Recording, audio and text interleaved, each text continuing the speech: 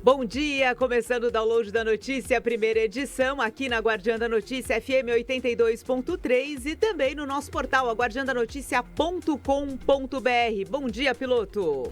Bom dia, Fabi. Tudo bem com você? Foi tudo bem no final de semana? Tudo ótimo, então, piloto. Tá ótimo. Isso Vamos começar junho aí, dia 1º de Virou junho. a folhinha. Virou a folhinha. Como está o nosso trânsito em São Paulo? Olha o trânsito virando a folhinha, mas continua a mesma coisa, pesado na segunda-feira aqui em São Paulo. São mais de 180 quilômetros na Zona Sul de São Paulo. Zona Oeste, 128 quilômetros de lentidão. Centro de São Paulo com 33 quilômetros de lentidão. Zona Leste, 68 quilômetros de lentidão. E Zona Norte, 59 quilômetros de lentidão em São Paulo. Só os corredores de ônibus melhorou um pouquinho. Bairro Centro, já sinal verde. A média de velocidade, 20 km por hora. Centro Bairro, 22 km por hora. Mas a temperatura também caiu, né? Tava Bastante. passando aqui chegando na Paulista, marcando 14 graus, então... Máxima hoje de 23, mínima hoje foi de 13, amanhã mínima de 13, máxima de 20. Vai estar mais gelado terça-feira. Ou seja, preparem os casacos. Bom, agora o que está aquecida aí é a corrida eleitoral. A nova pesquisa divulgada pela Real Time Big Data aponta Lula na liderança da corrida presidencial, mas revela um cenário de disputa ainda aberta para 2026. No primeiro turno estimulado, Lula aparece com 38% contra 31% de Flávio Bolsonaro, uma diferença de 7 pontos. Na espontânea, o petista tem 33% e Flávio 25%. O dado mais estratégico está no segundo turno. Lula vence Flávio Bolsonaro por 45% a 40%, mas a diferença de 5 pontos indica uma eleição competitiva. A pesquisa também mostra que Lula e Flávio têm a mesma rejeição, 48%, o que reforça a polarização e limita o crescimento dos dois campos. Outro ponto relevante é a disputa pela terceira via. Renan Santos aparece como o nome mais associado a esse campo, com 26% das intenções, seguido por Romeu Zema, com 21%, e Ronaldo Caiado, com 8%. Mesmo assim, nenhum desses três nomes da terceira via consegue, por enquanto, romper a força da polarização entre Lula e o bolsonarista Flávio Bolsonaro. Lula lidera então, Flávio Bolsonaro se consolida como principal adversário e a rejeição alta dos dois mantém o ambiente polarizado e a terceira via ainda busca transformar aí o cenário político da eleição 2026. Lembrando que a gente está só aquecendo os motores aí para a eleição 2026. Muita coisa ainda vai acontecer, né, Fred Júnior? Muita coisa mesmo, né? Muitos fatos para surgirem. Esses que surgiram, pelo jeito, o impacto não foi tão grande, né? Mais político do que na pesquisa, né, Fabi? Com certeza. Eu acredito aí que os últimos acontecimentos também tiveram um peso aí na última eleição. Então, com tudo isso, a gente sabe que esses números vão se alterando e a própria pesquisa é a primeira, né? Depois do áudio aí que foi vazado, o áudio das conversas entre Flávio Bolsonaro e Daniel Vorcaro. E então essa diferença maior, que até então não era apresentada, passou a ser apresentada entre Lula e Flávio Bolsonaro. Mas a gente sabe que tem muito chão aí para as eleições 2026. Nesse cenário aí dessa pesquisa, a leitura política ganha força nos bastidores, é o cenário que segue altamente competitivo, mas as pesquisas mostram aí a sensibilidade dos números ligados à credibilidade, alianças e à narrativa pública dos candidatos. Tem muita coisa para acontecer e realmente são momentos... A Copa do Mundo vai dar uma tranquilizada em um certo momento, mas vai seguir agitado. A gente vai falar de Copa do Mundo. Você viu o meu Brasil como se saiu bem? Que beleza, ó, Brasil, 6-2. Dá aquela empolgação nas pessoas, né? 6-2. 6-2 é um placar elástico, mas muita calma nessa hora. Estamos falando de Panamá. Eu tive que ouvir em casa. 6-2 sem Neymar. Imagina se com Neymar ele estivesse jogando. Ele que estava lá, mas apenas assistindo. Entendeu? Porque tem... Aliás, ele elogiado e Virgínia xingada ontem. A Virgínia, presidente do Maracanã, ouviu um sonoro xingamento a ela. Pois inacreditável. Mas que bom, né? Porque Vini Júnior voltou a jogar bola. Fez gol, foi bem no jogo, sim. Bom, vamos falar aqui de São Paulo, porque uma bebê ficou ferida num tiroteio no metrô.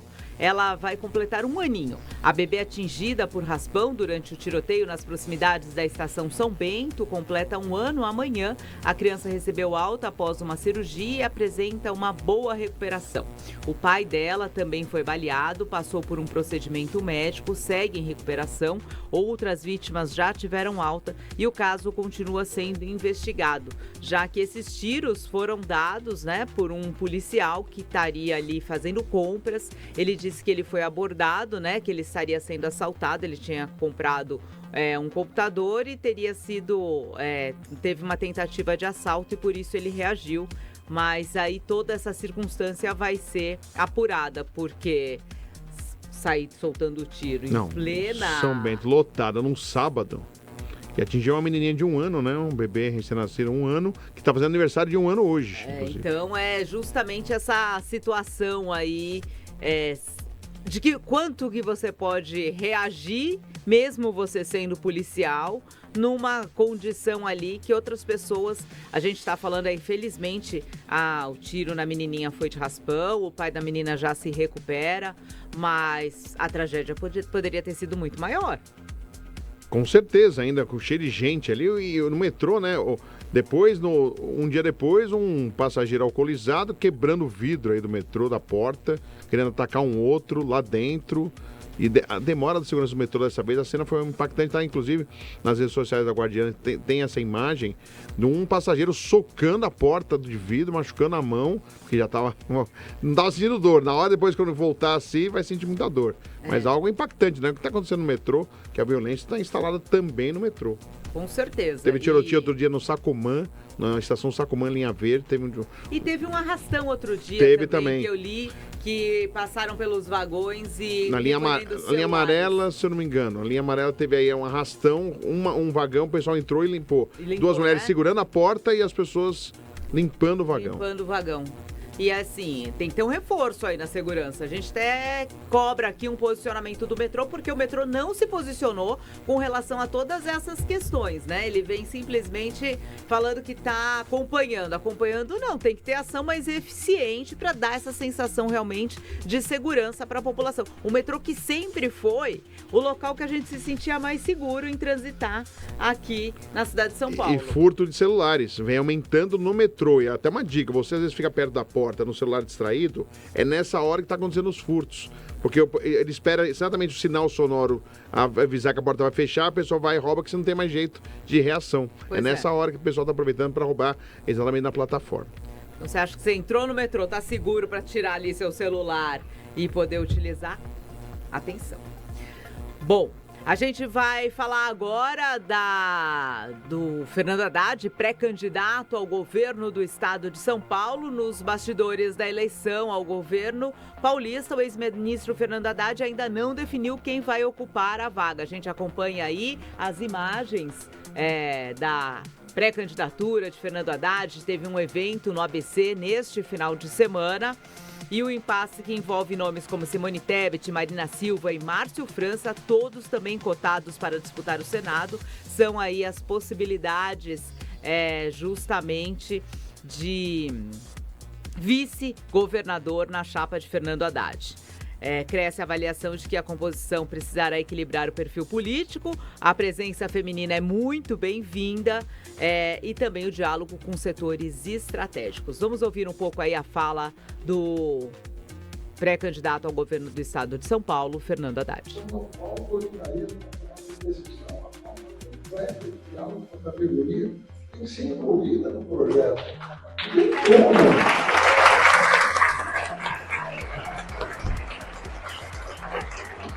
Eu nunca vi esperar poucos resultados da educação tratando mal, mas eu conheço uma pessoa que tem essa concepção. Mas parece que aqui a ideia da padronização da educação, a ideia de que você vai fazer contratos terceirizados com empresas de tecnologia, impor o método de trabalho completamente sem aderência à realidade da escola, você vai colher o quê? Vai colher revolta, evasão, queda de matrícula, e a próxima colhendo queda do IDEB. É isso que está acontecendo na educação pública. Quem comenta isso? E os especialistas aí? Não são chamados para falar. Aí você pega Casa da Saúde, você deu a notícia do SUS Paulista, 60% daquela tabela do Ministério da Saúde, do presidente. Tem uma menção, o governo Bolsonaro.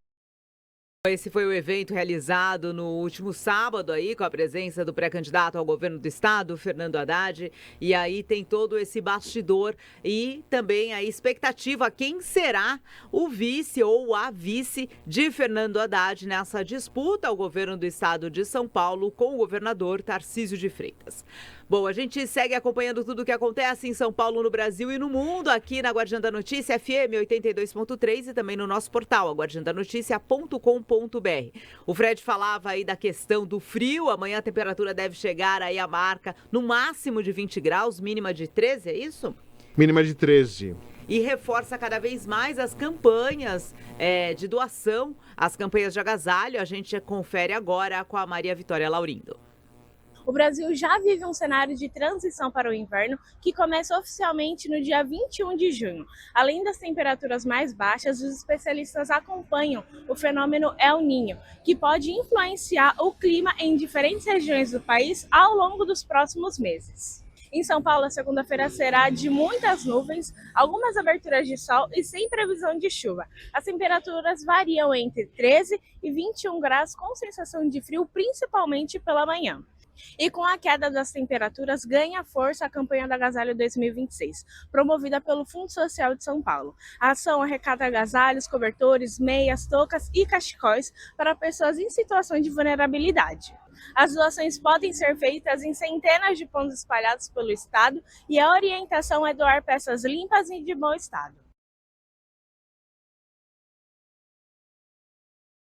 Perfeito, muito obrigada, Maria Vitória, aí pelas informações. E você que tem aí agasalhos, cobertores, meias para doar em boas condições, lembre sempre, sem que ser realmente itens, né, que tenham qualidade para que uma outra pessoa possa usar e se aquecer nesse inverno. Procure, são diversos postos espalhados em todo o estado de São Paulo, em todo o Brasil de uma forma geral aí, todas as prefeituras com iniciativas de campanha do agasalho e várias instituições também fazem essa coleta e que pode realmente aquecer aí muitas pessoas que estão em situação de vulnerabilidade.